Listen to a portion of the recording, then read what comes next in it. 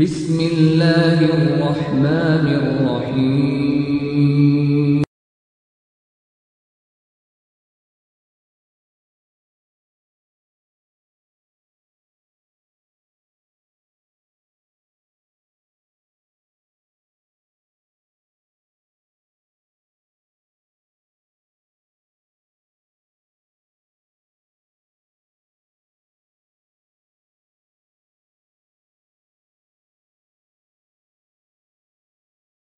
சகோதரி ஜனனி என்ற ஆயிஷா பாத்திமா திருப்பூரை சார்ந்த சகோதரி கடைசியாக பேசுவார்கள்.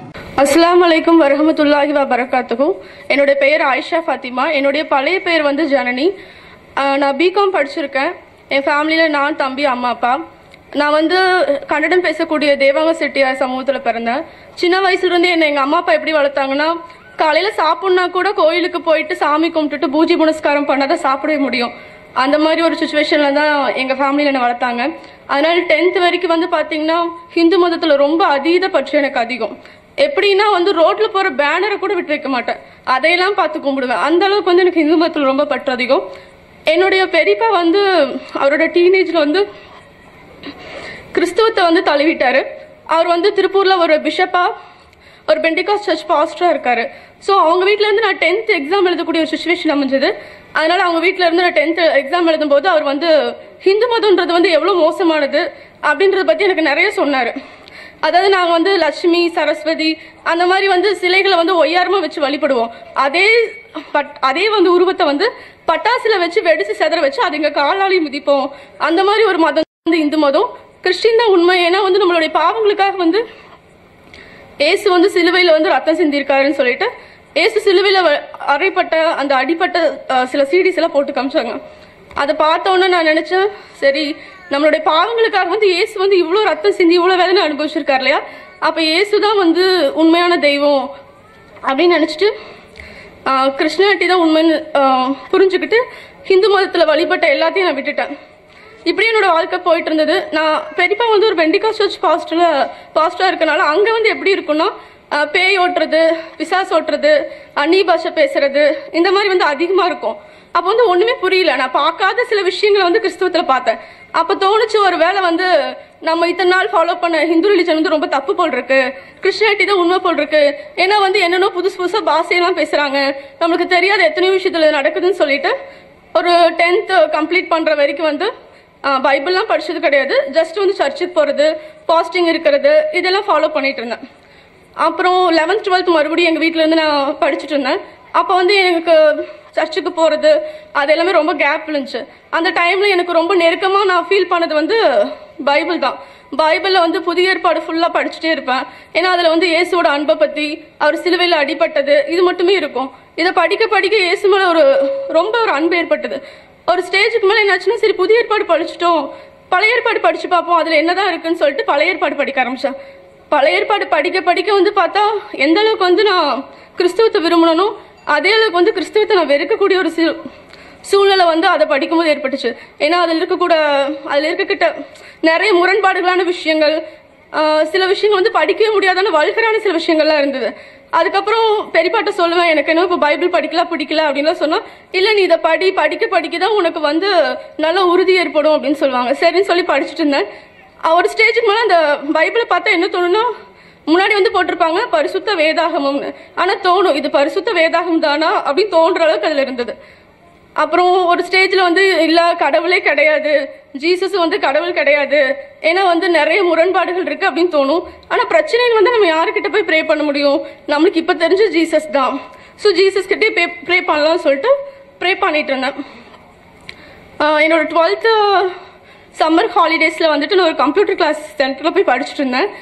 அப்போ வந்து கிருஷ்ணாட்டி பற்றி படிக்கலாம்னு சொல்லிட்டு தினமலரில் வந்து ஃப்ரைடேல வந்து ஆன்மீக மலர் வரும், அந்த ஆன்மீக மலர் எடுத்து வச்சு படிச்சுட்டு இருந்தேன். அப்போ கிருஷ்ணாட்டி பற்றி சில நோட்ஸ் எல்லாம் இருந்தது, பைபிளில் இருக்கக்கூடிய சில வசனங்கள் அதெல்லாம் போட்டிருந்தாங்க. அதெல்லாம் படித்து முடிச்சதுக்கப்புறம் ரொம்ப போர் அடிச்சுது. கீழே வந்து இஸ்லாத்தை பற்றி போட்டிருந்தாங்க. எனக்கு இஸ்லாம்னா பிடிக்கவே பிடிக்காது, ஏன்னா எனக்கு எந்த முஸ்லீமும் தெரியவும் தெரியாது. அப்போ இதை படிக்கலாமா வேணாமா அப்படின்னு ஒரு குழப்பமாகவே இருந்தது. சரி படிக்கலாம்னு சொல்லி படித்தேன். அதில் வந்து ஒரு குரான் வசனம் இருந்தது. ஈசா அலைஹிஸ்ஸலாத்தை வந்து நான் அவங்க சிலுவையில் வந்து அறையல, அவங்க பொய் சொல்கிறாங்க, அவர் வந்து நான் தன்பால் உயர்த்திக்கிட்டேன்னு சொல்லி ஒரு குரான் வசனம் ஹதீஸ் வந்து என்ன இருந்ததுன்னா, ரசூலா கிட்ட வந்து ஒரு சஹாபி கேட்குறாரு, சஹாபியில் ஒரு நபித்தோழர் வந்து கேட்குறாரு, யா ரசூலுல்லா, நான் வந்து இஸ்லாத்தை ஏற்றுக்கிட்டேன், என்னுடைய மகன் வந்து இஸ்லாத்தை ஏற்றுக்கல. நான் வந்து இஸ்லாத்தை பற்றி சொல்லும்போது இல்லை உங்களை பற்றி பேசும்போது என் மகன் என்ன பண்ணுறான்னா உங்களை பற்றி பரிகாசமாக பேசுகிறான், அது எனக்கு ரொம்ப கோபத்தை ஏற்படுத்துது. ஸோ நான் வந்து சில நேரங்கள் என்ன பண்ணுறேன்னா ஈசா அலைஹிஸ்ஸலாத்தை தப்பாக பேசிடணும்னு எனக்கு தோணுது அப்படின்னு சொல்லி அவர் கேட்குற மாதிரி. அதுக்கு ரசூலா என்ன ஆன்சர் பண்ணியிருப்பாருன்னா, இல்லை நீங்கள் அப்படி பேசக்கூடாது, ஈசா அலைஹிஸ்ஸலாத்துக்கும் எனக்கும் நடுவில் எந்த இறை தூதரும் கிடையாது, நாங்கள் 2 பேரும் சகோதரராக இருக்கிறோம், நான் இறுதி முத்திரையாக இருக்கிறேன் அப்படின்னு சொல்லிட்டு அதில் இருக்கும். இதை படித்து வச்சுட்டு நான் என் வீட்டுக்கு கிளம்பிட்டேன். ஆனால் போகும்போது மனசுக்குள்ளே வந்து இந்த ஹதீஸ் ஏதோ பேசிகிட்டே இருக்கிற மாதிரி இருந்துச்சு. ஈசா அலைஹிஸ்ஸலாம்னா யாருன்னு தெரியாது, ஆனால் சிலுவைன்னு மென்ஷன் பண்ணியிருந்தனால சரி ஈசா அலைஹிஸ்ஸலாம் இவங்க மென்ஷன் பண்ணியிருக்கிறது ஜீசஸ் தான் அப்படின்னு புரிஞ்சுது. அப்படி இருக்கும்போது எனக்கு வந்து கிருஷ்ணாட்டி பற்றி சொல்லும்போது என்ன சொன்னாங்கன்னா, நம்ம எந்த மதத்தில் வந்து ரொம்ப பற்றா இருந்தோமோ அதை ரொம்ப இழிவுபடுத்தி பேசுவாங்க. அந்த மதம் ரொம்ப மோசம், அது மாதிரி எதுவுமே கிடையாது, அந்த மாதிரி தான் இருக்கும். ஆனால் இந்த குரான் வசனம் ஹதீஸ் ரொம்ப முரண்பாடாக இருந்தது. குரான் வசனத்தை வந்து என்ன சொல்றாங்கன்னா, ஜீசஸ் வந்து சிலுவையில் அறையிலன்னு சொல்றாங்க. ஆனா ஹதீஸ்ல வந்து ஏன் வந்து ரசூலா வந்து சொல்லணும், இந்த மாதிரி வந்து அவங்கள வந்து நீங்க ஈசா அலைஹிஸ்ஸலாத்தை வந்து திட்டாதீங்க, நானும் அவங்களும் சகோதரா இருக்கணும் ஏன் சொல்லணும்? ஏதாவது ஒரு ரிலிஜன் பத்தி உயர்வா பேசணும். இப்போ நான் இருக்கிற ரிலிஜன் பத்தி உயர்வா பேசணும்னா எல்லாரும் என்ன பண்ணுவாங்க, நான் இருக்கிறதா கரெக்ட், அது ரொம்ப மோசம், மகா மோசம் தான் பேசுவாங்க. அப்படி இருக்கும் இந்த ரசூலான்றவர் யாரு, அவரையும் இவ்வளவு கண்ணியமா வந்து ஒருத்தவங்களை பத்தி சொல்லணும், அவர் சொல்றாரு சிலுவையிலே அறையிலன்னு சொல்றாரு, அப்படி இருக்கும்போது அவரை பத்தி இவ்வளவு கண்ணியமா பேசணும் அப்படின்னு சொல்லி மனசுக்குள்ள பல கேள்விகள் எழ ஆரம்பிச்சிச்சு. ஆனா இதை பத்தி கேட்கணும்னு தோணல. ஏன்னா வந்து நம்ம போய் ஏதாவது ஒரு முஸ்லீம் கிட்ட போய் இதை போய் கேட்டா அவங்க என்ன சொல்லிடுவாங்கன்னா, இஸ்லாம் தான் கரெக்ட்னு சொல்லிடுவாங்க. அப்ப வந்துட்டு நம்ம புரிஞ்சுக்காம போய் உன்னை ஏத்த மாதிரி ஆயிரும். நான் கிருஷ்ணாட்டியில் இருக்கும்போது எங்க வீட்டுல வந்து ரொம்ப கிண்டல் பண்ணுவாங்க, போய் பெரியப்பா கூட சேர்ந்துட்டு போயிட்டு அல்லேலூயா கோஷ்டியா மாற போறியான்னு சொல்லி கிண்டல் பண்ணுவாங்க. இப்போ இந்த இஸ்லாத்தையும் இந்த மாதிரி படிச்சுட்டு நம்ம போய் யாரோ ஒரு முஸ்லீம் கிட்ட கேட்டு அவங்க இதுதான் கரெக்ட்னு சொல்லிட்டாங்கன்னா நாளைக்கு வந்துட்டு அது புரிஞ்சுக்காம உன்னை ஏத்ததா போயிரும்னு சொல்லிட்டு யாருக்கிட்டையும் கேட்கல. அப்போ எப்படி இஸ்லாத்தை பத்தி படிக்கணும் ஒண்ணுமே தெரியல. இந்த ஹதீஸை படிக்கிறதுக்கு முன்னாடி என்னோட 10th 12th லெசன்லாம் வந்து பாத்தீங்கன்னா இறை வழிபாடு சம்பந்தமா ரசூலா பத்திலாம் ஏதாவது லெசன் வந்துச்சுன்னா ஒரு 1 வேர்ட் ஆன்சர் கூட அட்டன் பண்ண மாட்டேன். ஏன்னா எனக்கு பிடிக்காது, என்ன இது பேரு, இதெல்லாம் போய் படிச்சுட்டு இதெல்லாம் போய் எக்ஸாம்ல அட்டன் பண்ணணுமா அப்படின்னு நினைக்கக்கூடிய ஆள்னா. அப்படி இருக்கும்போது சரின்னு சொல்லிட்டு அந்த கம்ப்யூட்டர் கிளாஸ்ல பர்மிஷன் வாங்கி ஒவ்வொரு ஃப்ரைடேவும் போய் அந்த ஹதீஸ் கட்டிங் மட்டும் வாங்கிட்டு வருவேன். இப்படி ஒரு 3 months வந்து அந்த ஹதீஸ் கட்டிங்லாம் கலெக்ட் பண்ணி படிக்க ஆரம்பிச்சோன்னதான் சரி இஸ்லாம்ன்றதுல வந்து ஏதோ ஒரு உண்மை இருக்கு அப்படின்னு தோணுச்சு. அப்புறம் வந்து நெட் மூலியமா வந்து இப்ப இருக்க மாடர்ன் சயின்ஸ் என்ன சொல்லுது, குரான் ஹதீஸ்ல வந்து இருக்க மாடர்ன் சயின்ஸ் எப்படி கம்பேர் ஆகுது அப்படின்றத நான் வந்து படிச்சேன். படிக்கும்போது வந்துட்டு கொஞ்சம் கொஞ்சமா வந்து என்னோட மனநிலை வந்து மாறிட்டு இருந்தது. ஒரு ஸ்டேஜுக்கு அப்புறம் வந்துட்டு 2010ல வந்துட்டு இஸ்லாம் தான் ரைட் ரிலிஜன் சொல்லி தோணுச்சு. ஆனா இது எங்க வீட்டுல சொல்ல முடியாது, சொன்னா வந்து அக்செப்ட் பண்ணிக்கவும் மாட்டாங்க. அதனால வந்துட்டு ஒரு ஜமாத் மூலியமா ஹெல்ப் கேட்டு 2010ல வந்து நான் இஸ்லாத்தை அக்செப்ட் பண்ணிட்டேன். கோயம்புத்தூர், நான் இருக்கிற திருப்பூர், நான் கோயம்புத்தூர்ல போய் அக்செப்ட் பண்ணிட்டேன். என்னோட ஃபேமிலிக்கு வந்து ஃபோன் பண்ணி இன்ஃபார்ம் பண்ணோம், இந்த மாதிரி நான் வந்து உங்க பொண்ணு வந்து இஸ்லாத்தை ஏற்றுக்கொண்டாங்க அப்படின்னு சொல்லிட்டு. உடனே எங்க ஃபேமிலியில என்னோட அம்மா அப்பா எல்லாம் வந்து பேசினாங்க. நான் வரமாட்டேன்னு சொல்லிட்டேன். அவங்க வரும்போது நான் இந்த ஹிஜாப்ல தான் இருந்தேன். அது என்னோட அம்மா அப்பாவுக்கு ரொம்ப பெரிய ஒரு தாக்கத்தை ஏற்படுத்துச்சு. என் பொண்ணு தீவிரவாதியா போயிட்டா அப்படின்னு சொல்லிட்டு என் அம்மா அப்பா அங்கேயே அழுது ரொம்ப பிரச்சனை பண்ணாங்க. வரலின்னு அந்த அன்னைக்கு நைட்டே போய் போலீஸ் ஸ்டேஷன்ல போய் கம்ப்ளைண்ட் பண்ணிட்டாங்க என் மேல. அதாவது என் பொண்ணு வந்துட்டு ஏதோ யாரோ வந்து பிரைன் வாஷ் பண்ணி என் பொண்ணை வந்து தீவிரவாத இயக்கத்தில் சேர்த்துட்டாங்க அப்படின்னு சொல்லிட்டு. உடனே அந்த அன்னைக்கு 2 மணி இருக்கும், 2 மணி வரைக்கும் வந்து போலீஸ் ஸ்டேஷன்ல என்கொயரிலாம் நடந்துச்சு. அப்புறம் நான் மேஜரா இருந்தேன், நான் விரும்பி தான் இஸ்லாத்தை ஏற்றுக்கிட்டேன்னு தெரிஞ்சோன்னு விட்டுட்டாங்க. அதுக்கப்புறம் மறுபடியும் எங்க ஊர்ல போலீஸ் ஸ்டேஷன்ல கம்ப்ளைண்ட் கொடுத்து அங்கிருந்து கான்ஸ்டபிள் வந்து எங்க வீட்டில் ஒரு 50-60 பேரோட கசின்ஸ் எல்லாம் வந்து பேசி பார்த்தாங்க. எங்க குடும்பத்தில் எங்க தாத்தா வந்து டீச்சரா இருந்தனால எல்லாத்துக்கும் ஒரு ஃப்ரீடம் இருந்தது, அவங்கவுங்க எந்தெந்த ரிலிஜன் விரும்புறாங்களோ அதை அவங்க ஃபாலோ பண்ணலான்னு. ஆனா என்னோட விஷயத்துல மட்டும் அது ஒத்து வரல.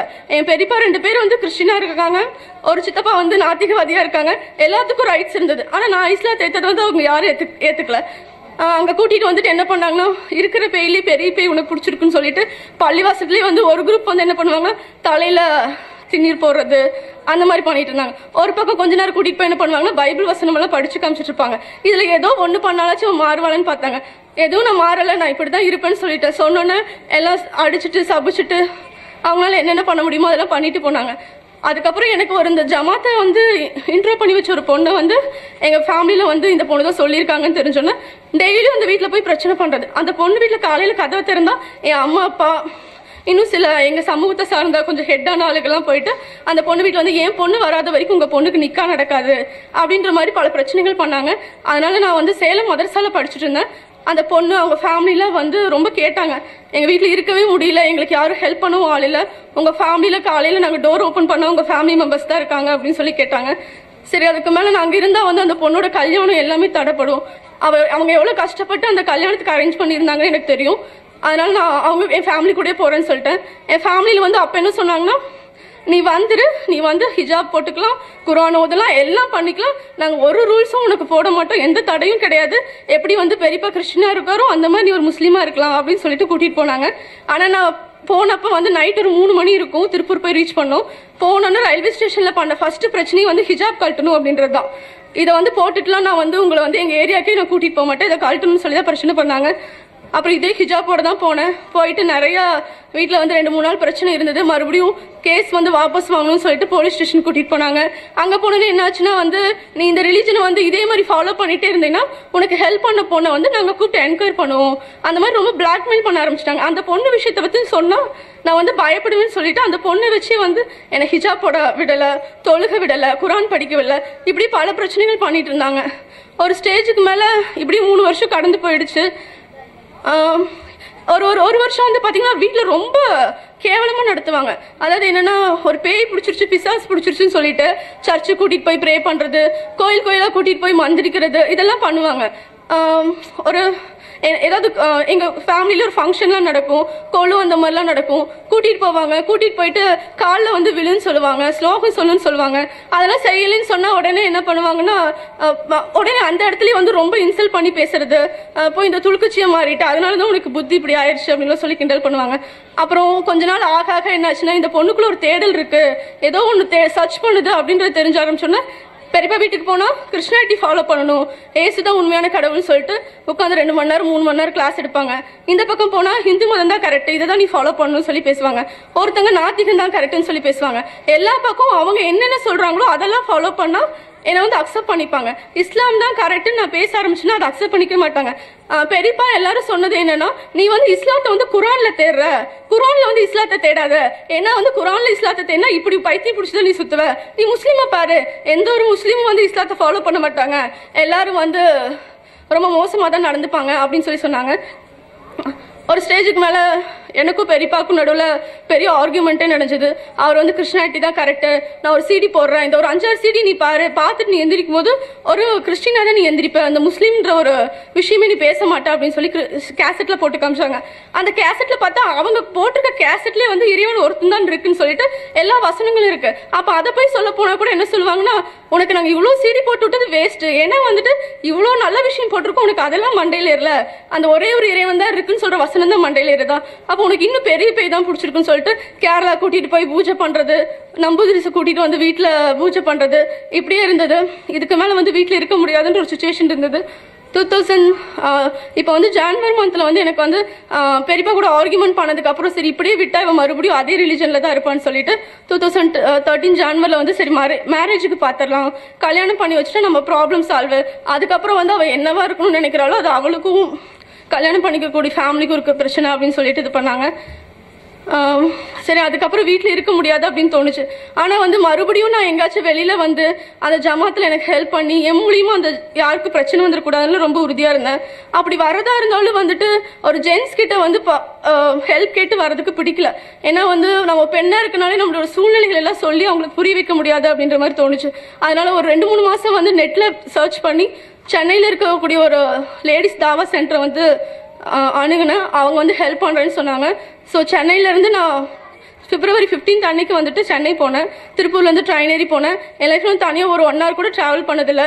சரி அல்லா போதுமானவன், அல்லா வந்து கண்டிப்பாக நம்மளை கைவிட மாட்டான்ற ஒரே நம்பிக்கையில் வந்து நான் கிளம்பி போனேன். அங்கே போனதுக்கப்புறம் எங்கள் வீட்டில் பிரச்சனை சும்மா விடலை, அவங்க ரொம்ப பிரச்சனை பண்ணாங்க. என்ன சொன்னாங்கன்னா, இந்த இஸ்லாத்தை ஏற்றுக்கொண்டதுக்கு நீ எங்கே போய் வந்து இந்த இஸ்லாத்தை ஃபாலோ பண்ணுறியோ அந்த இடத்துக்குலாம் உன்னை பின்னாடி பின்தொடர்ந்து நாங்கள் இழிவுபடுத்தாமல் விட மாட்டோம், கஷ்டப்படுத்தாமல் விட மாட்டோம்னு சொல்லிட்டு ஒரு 20 நாள் ரொம்ப பிரச்சனையாக இருந்தது.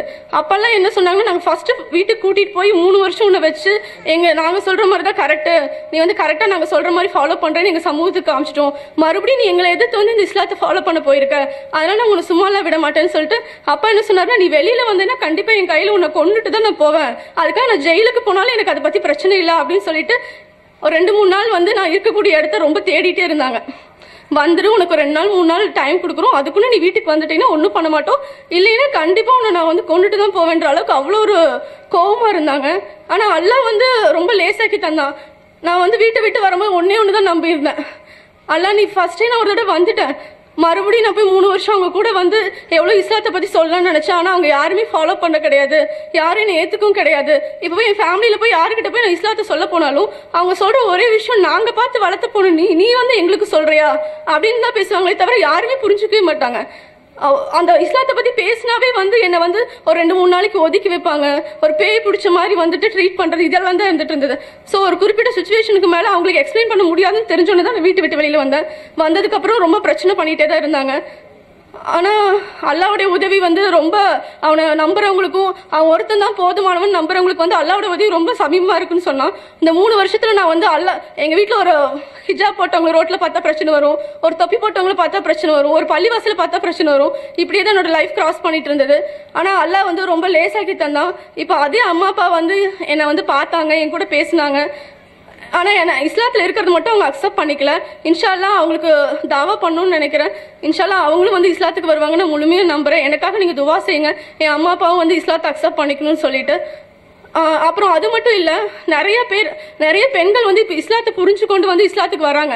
அவங்களாம் வந்து ஒவ்வொருத்தவங்களும் வீட்டுல எத்தனையோ பிரச்சனைகளை கிராஸ் பண்ணி இஸ்லாத்துக்கு வர முடியாதா, இந்த ஹிஜாப்பை போட முடியாதா, இந்த குரானை ஓத முடியாதா, ஒவ்வொரு வேளை தொழுக முடியாதான்னு சொல்லி ஏங்கி தவிச்சிட்டு இருக்காங்க. அவங்களுக்கு அல்லாஹ் வந்து நம்மள மாதிரி வந்து மார்க்கத்தை ரொம்ப லேசாக்கி கொடுத்து அவங்களும் இஸ்லாத்தை சரியா ஃபாலோ பண்ணணும்னு சொல்லி துவா செஞ்சுக்கோங்க. நானும் துவா செஞ்சுக்கிறேன். அஸ்ஸலாமு அலைக்கும் வரஹ்மத்துல்லாஹி வபரகாத்துஹு. அல்ஹம்துலில்லாஹ், ஜஸாக்குமுல்லாஹ் ஹைரா. பெண்களுடைய நிகழ்வுகள் நிறைவு பெற்றன. இப்போ ஆண்களுடைய நிகழ்வாக நம்முடைய சிறப்பு பேச்சாளர் தாரிக் இஸ்மாயில் பேச இருக்கிறாங்க.